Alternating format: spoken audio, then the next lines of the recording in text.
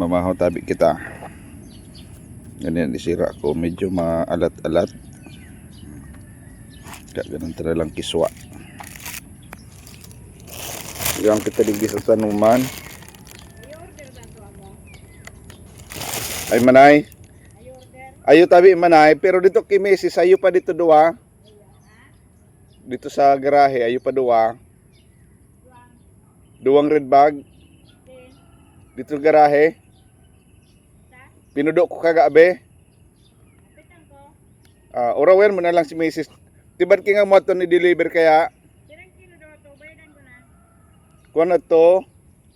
Sobrang 10 kilo sukada sa ro. Ang deliver, waiting buwan, 900 man ang kahon. Pareho man ka na. Para mas mabenta kaya dito. Sariwa baga. Oo. Nagabay, nagarabot, 900, 22 kilo.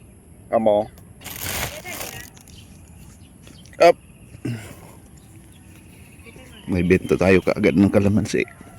Yaday, natagsa dire. May reserva na yan manay. May nag-order sa akin. So doang red bag dito koon mo na. Ilang kilo to? Sige tayo message ko si Mrs. Hindi ato pagdaran. Pero kaya halimbawa nagatod na kaya si Mrs. dito sa Kangudan me. King nadara na sa duwa, o di nan padara ko. O amo na yan koon mo. Basta watakan tayo kaning 1,000. Napit na lang ako dito ganyan. Oh sige. Kung ayaw pa makadagdag. Aha. Mas mabenta kaya ang sariwa. Sige. Diyan na lang kita magkwenta kung tira na. Okay manay.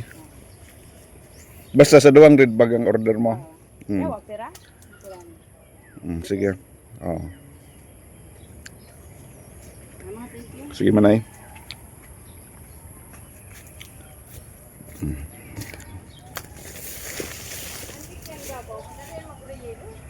Paano nabakid na sa biyahe?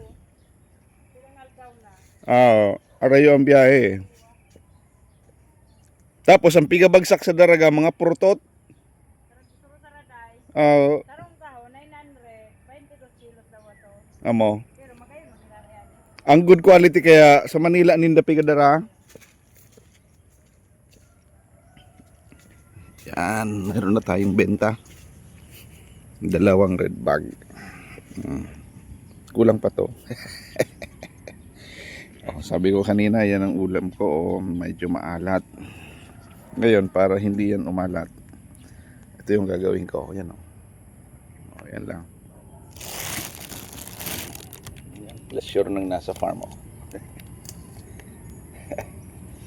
Maliit lang. Teka, itago muna natin tong kayamanan kasi boundary na to ngayong araw eh. Ay, thank you Lord sa biyaya. Grabe.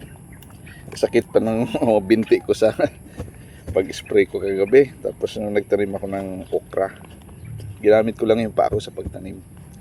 Hulog-hulog lang ng buto tapos tataburan ko ng lupa gamit yung paa.